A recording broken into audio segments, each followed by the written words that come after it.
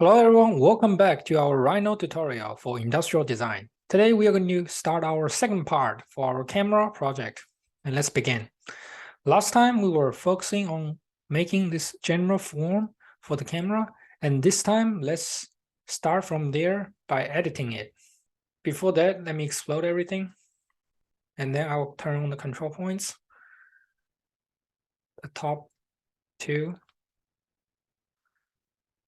Let it in a little bit. I'll go to the right view, and then I will hide our photo, control those points a little bit, make them a little bit flat, make the top points. Okay. Let me come over here and show tangent edges and those tangent seams. Let me turn on the control points again.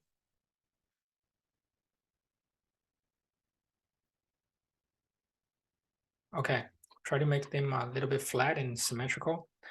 The next thing I will do is I will select those two, turn on the control points. I will come to the top, try to select everything here, and then I will select this ring and this ring. Okay, I will come over here, use this tool again, select U, and drag them out a little bit. I will unhide our reference photo and try to use it as a reference. Okay, I think that's fine.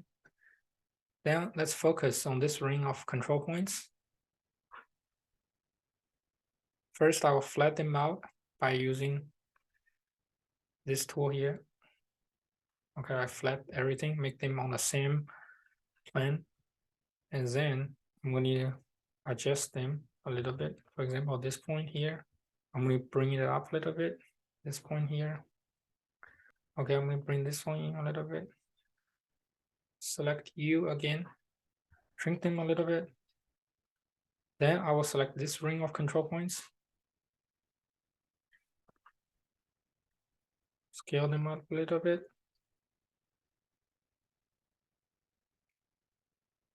Making them a little bit this direction.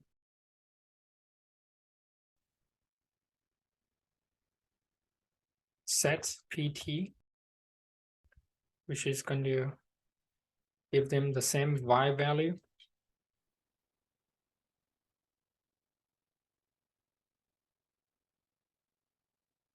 Okay. Now let me move these points particularly inward a little bit. This point also, I'm going to move it in a little bit. Now it's much better. Look at this here. We are trying to mimic this. And I'm going to move the forehead a little bit again on the control points. Move them out a little bit, just a little bit. Now I think it's much better. So let's begin our today's main focus. First, I'm going to turn on the control points on this. I'm going to select this ring. Select U, shrink them a little bit. And this ring, select again, scale it up a little bit. Okay, so trying to make this edge a little bit sharper than before. But when you turn on the zebra, it still have very good connections in between because all the control points are still there. Nothing has been broken. So the next thing I'm going to do is I will try to draw this lens part. And before that, let me try to find the center points of this ring. And in order to do so, I will come over here, select extract ISO curve. Okay, I'll just select this, hit OK. And then I will select this curve. I will come over here and choose area centroid. Okay. After that, let me select this point and draw a curve by using the center of this arrow. And then I will copy this to the top, okay, to this seam here. The next thing is I will take a point here, move this for about 10 units, go to the right view, and then this looks all right for me. Next step is I am going to try to draw the section for our lens. And first, I will start from here, keep a little bit distance. Again, draw 3 points before we change the direction, and change this layer to red so we can see it better. I'll turn on the smart track so I can find the reference.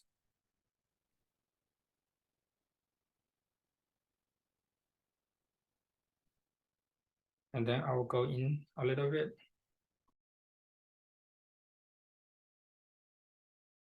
Actually, I will delete this point. I will start right here. 1, 2, 3. We have 3 points there. Perfect. I will come over here, draw the polyline. I will go in a little bit.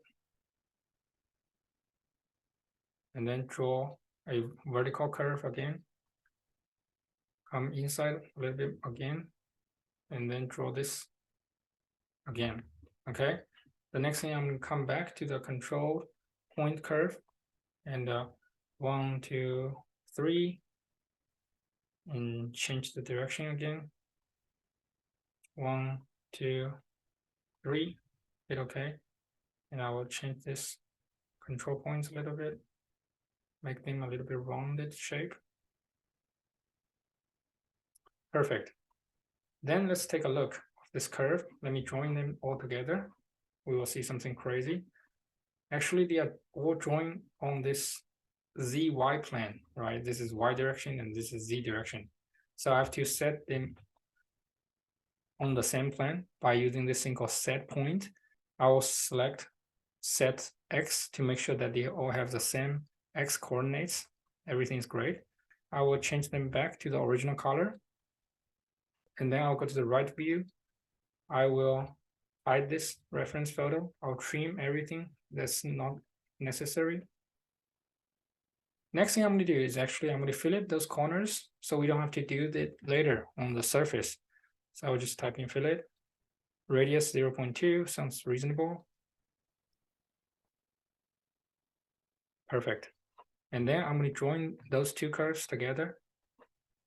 Again, once again, make sure that they are all on the same plane. I will select set PT and set X. Hit OK. Perfect. The next thing I'm going to do is revolve. Select curve to revolve. Hit enter. Select revolve axis. Hit enter. And then I will turn off smart track. You have to make sure that the output is surface and deformable is yes. Once you click yes, you have point count as 10. And I will explain to you why we have to keep those settings in a second.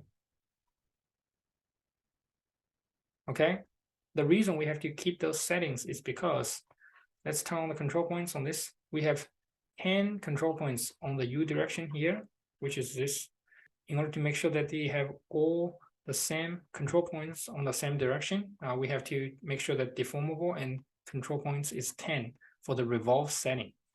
Okay, so they are all aligned very well. For example, if I explode this, I can see that they have 10 control points on this direction, which is very nice and decent. Okay, let me isolate this and duplicate the border, and then I will do planar surface. Basically, join them together. Next thing I'm going to do is actually I'm going to try to make this edge condition here. It's very hard to do so manually, so let's use Grasshopper to save us some time. I will hide everything else, select the curve that we just draw, and bring the curve into Grasshopper. And then I can hide everything. I will just use this curve for our modeling process. The next thing I'm going to do is I'm going to bring our old friend, which is the white curve.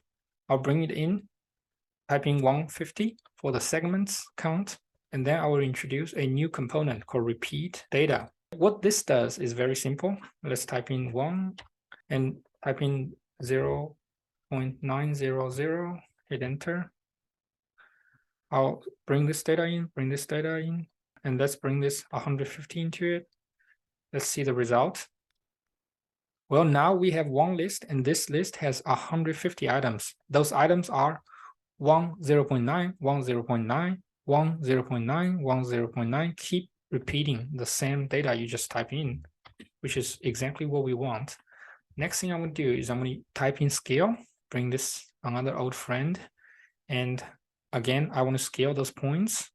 The default center of scaling is world origin, which is 0, 0, 0. I don't want that. I want the center of this curve, which is very easy. We can just come over here to surface and find area, bring this in, and then plug this centroid here. And the factor is the thing we just created, which is great. Then I am going to come over here, select NURBS curve, bring it in, and let's hide everything else. Take a look.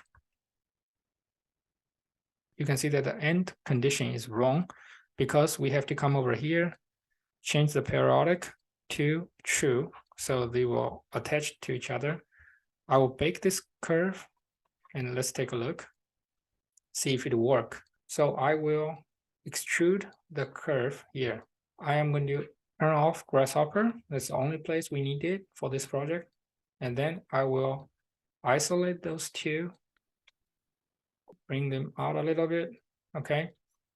Next thing, I am going to go to the front view, trying to scale this up a little bit. Make sure that this edge will almost touch the tangent point on the exterior ring. And then I will come over here, Boolean split, and I will select surface. I'll select cutting object. I'll bring them to trash, bring this one to trash, which is great. And then we got this. And then let's fillet the edge as usual. I will make sure that the radius is 0.05 because this is actually very tiny. You can find your mesh number. I will hit enter, and then I will wait. It will take a while for the calculation because there are so many edge conditions here. Okay, we finally got it. Next thing I'm going to do is I'm going to come over here and draw a sphere.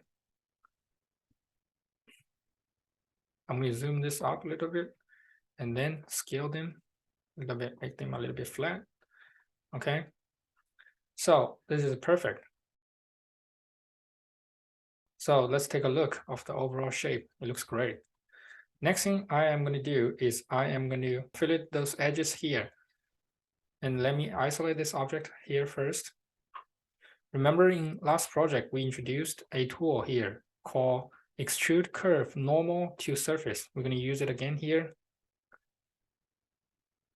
We're going to select the curve, select the base, and I will type in -5, hit OK. Same as this edge here, I will type in -2. Actually, I'll copy this and paste it. Hide it, and then I will copy this, paste it, and hide it too. Join those three surfaces all together. Come over here, make a new layer called lens. Bring it in. You understand why I copy and paste it in a second. And then I will also fillet the edge here. And then I'll type in 0.1, see if it's going to work or not. Okay, it works. So perfect. I'm going to hide this lens layer and then unhide everything else. So we copy and paste it earlier. So we got this surface here. Well, actually, we don't need this one. We can delete it. But we do need this one. We're going to join these two surfaces together. And then I will type in fillet edge again. I'll select this 0.1 and great. We got it. And I'll unhide everything. So because they are in different layers, so I will not accidentally join them together. Okay, this is great. The next thing I'm going to do is actually I'm going to bring in a new layer of reference dimensions that I drew earlier. Those are the dimensions for the whole edge conditions. Okay, so we're going to come to the right view and I will explain to you what are those things. So those are the curves that we're going to use to cut this device.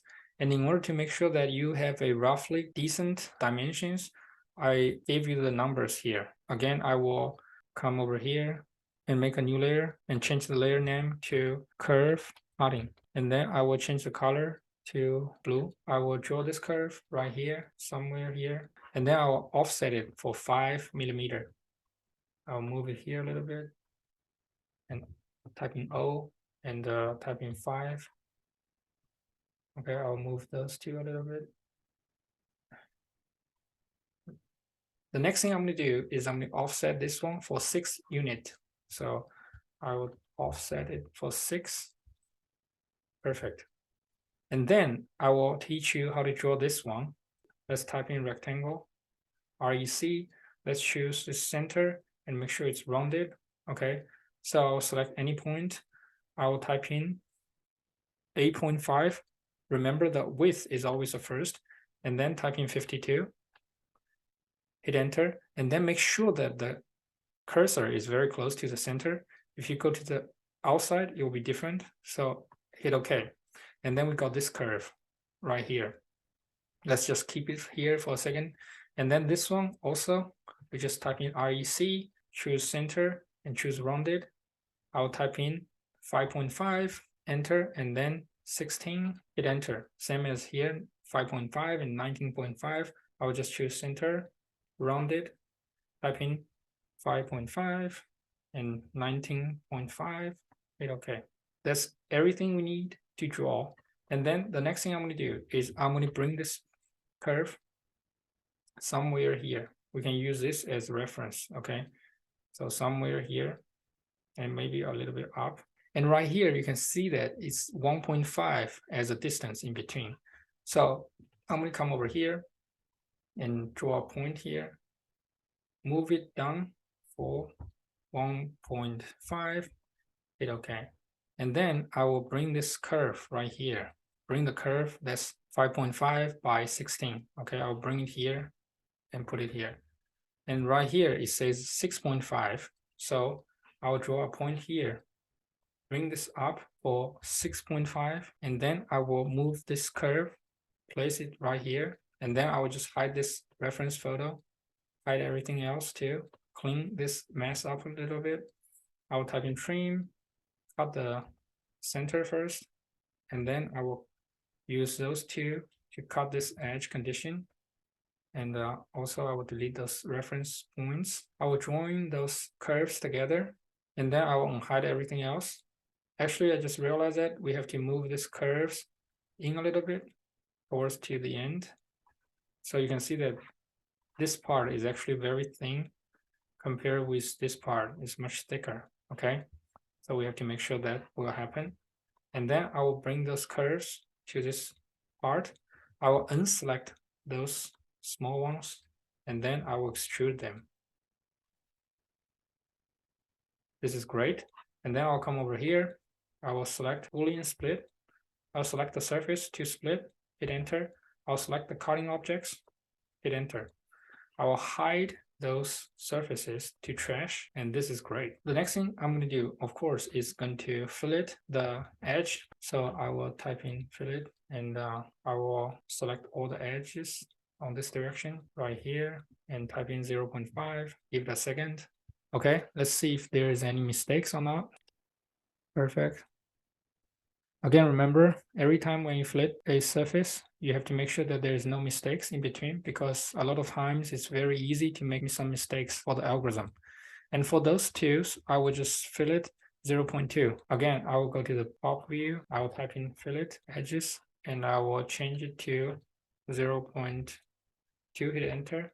And then I will select those edges, hit OK. Okay, it's finished. Let's see. And that's all we have to do for this part. The next thing I'm going to do is actually, I'm going to go to the right view again and offset this curve a little bit. I will type in offset, and I will do 0.2. And here I will choose loose, hit OK. So if we loose offset it, this control points will be kept. Okay, otherwise it will be way too many control points here. That's not what we want. I will come over here and I will bring them in, and then I will extrude both of the curves here. Then I will come over here and Boolean split, select the target one, hit enter, select the cutting object, hit enter. Okay, I will delete this one and then do it again. I'll zoom in a little bit. I'll hide this exterior one and then I will select the Boolean split. I'll select the surface, hit enter, select cutting, hit enter. Okay, and then I'll delete this one. And then I will delete this right here, okay, which is great. The next thing I'm gonna do is I'm gonna fillet the edge. Again, I will isolate them, go to the right view, type in fillet edge. I'll select those edges. 0.2 sounds reasonable. And let's take a look. This looks great. Unhide this one too. Well, be careful though, because this part is not perfectly flat. So we cannot just simply did what we did earlier in order to make this opening, right? This part is completely flat, but this part is not. The surface is not flat on the bottom. So what we have to do is I'm going to go to the right view and again, I'm going to offset it. This time I'm going to offset 0.5 and hit OK. Again, loose offset will give us this better result in terms of control points amount. And then I will bring this in a little bit. And I will loft those two curves. First, second, hit enter, loft. And then I'm going to bring this in a little bit. Remember, we don't have to make everything flat. And then I will use Boolean split again. I'll select surface for Boolean, hit enter, and then select the cutting surface, hit enter. I'll delete everything. And then I will duplicate border of this surface, which is right here. And then I'll extrude it a little bit. Join them all together. And then I will isolate this surface one more time.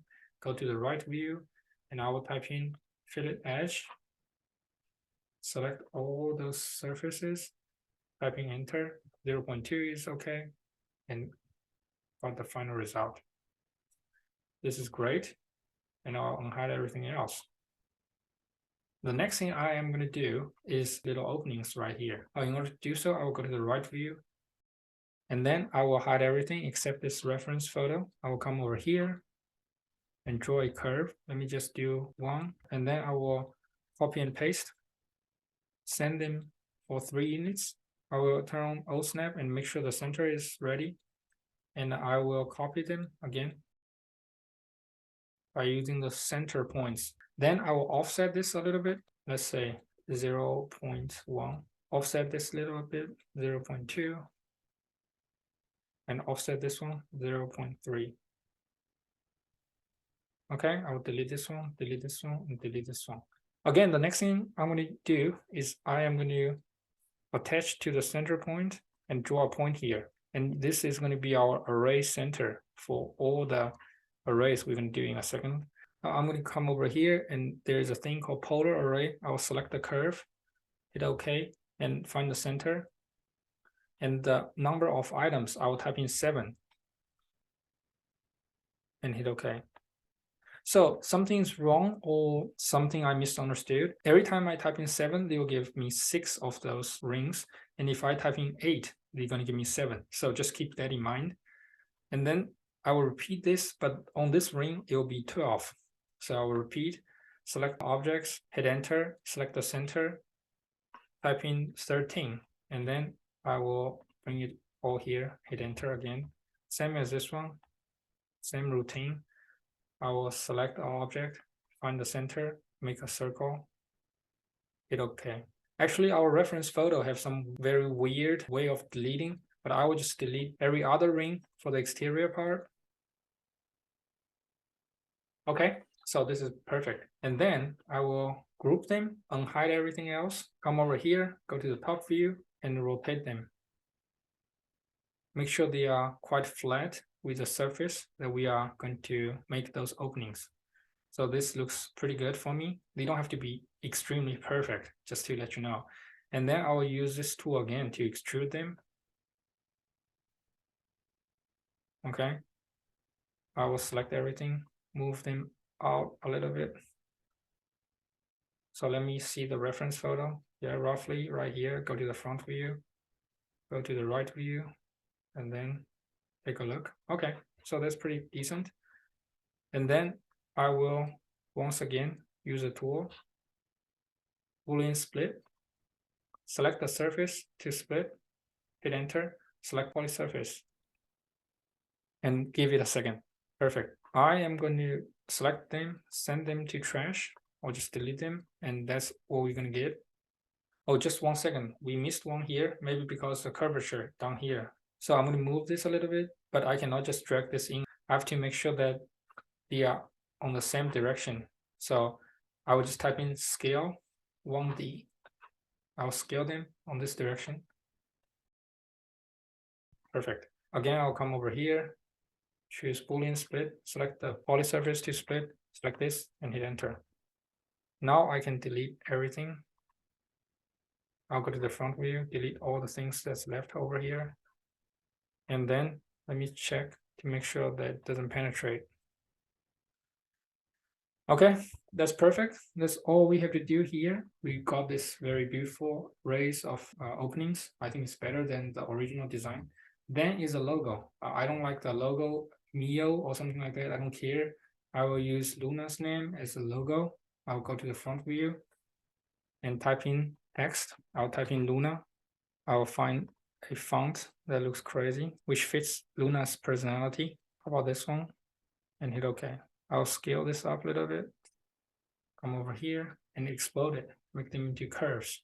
And somehow they got rotated, so I will just rotate it again. I will do bounding box. I will group them again. I will also do a bounding box here. I will bring this to here and scale it down a little bit by using this bounding box as a reference. Okay, I'm going to send it to top somewhere here. I will ungroup it. I'll select those curves, and then again, I will extrude them. Perfect. I'll group them. And once again, I will come over here and choose Boolean split. I'll select the target surface, hit enter, select cutting surfaces, hit enter. Again, I will send them to trash. Now I got Luna's name aligned very well with this lens. Okay, so the overall shape and everything has been finished for this design. That's all we have to cover today. Again, let's review what we have done first. So basically we used this set of curves to generate this loft. So by changing the control points of the lofted surface from the beginning, we made sure that this surface that we made in the end is super smooth. That again, if we type in zebra here, of course, this is a very smooth surface because we didn't change much. We just changed the control points here. So that's something we did. And then we used the reference curves to cut and split everything. Then of course, we fillet edges on the edge conditions to make them more realistic. And all the details has been covered and how we're going to draw the section, so on and so forth. Okay, one thing we didn't do here is that we didn't split this white surface here, but that will be talked about in our next tutorial, which is teach you how to render this in Rhino. So this is what I rendered. Okay, I used a different font for my own practice. And then as you can see that this kind of details is absolutely beautiful. That's all we're going to talk about today. Please have fun by following this tutorial, and I will see you in our next tutorial.